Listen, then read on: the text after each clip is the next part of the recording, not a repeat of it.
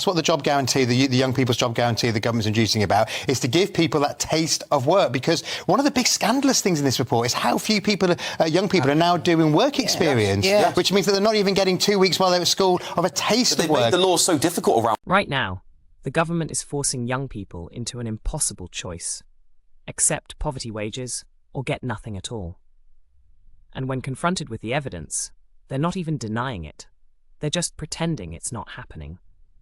Watch what they're actually saying while young people's job prospects collapse. And this is that mass migration has suppressed those wages because you're willing to get cheap labour. That's absolutely true, and it's been going on for some time.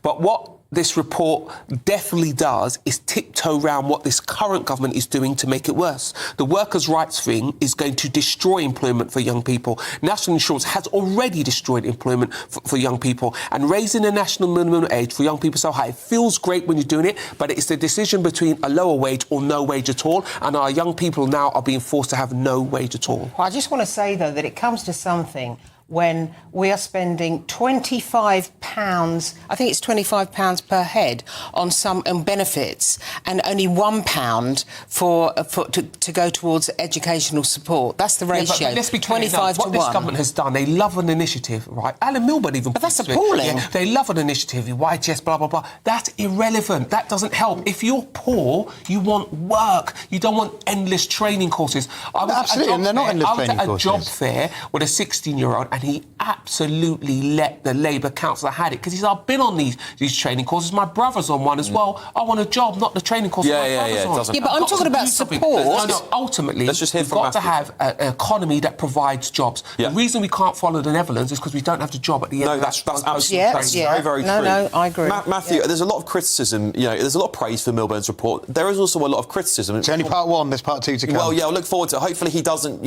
This whole he had me until he said, because you expect them to be having a real take on what's happening in Britain. When he said there's no connection between mass migration and kids not being able to get work, that's rubbish. It's just rubbish. And what it does is devalue everything else he's saying, because if you cannot look and look at the jobs market, look at who's filling the jobs, and tell me that data was accessible to us at GB News and the Centre of Social Policy. I can't remember the full name. So thank you very much.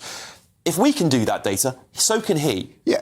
Look, I think what he's saying is it's not a case of people coming from abroad and, quote, robbing our jobs. Sometimes, because we have people who for various reasons, because they may have certain problems, as you say, like low-level anxiety, which means they may need extra support into work. And that's what the schemes are about. That's what the job guarantee, the young people's job guarantee the government's inducing about, is to give people that taste of work. Because one of the big scandalous things in this report is how few people, young people, are now doing work experience, which means that they're not even getting 2 weeks while they're at school of a taste of work. They made the law so difficult around.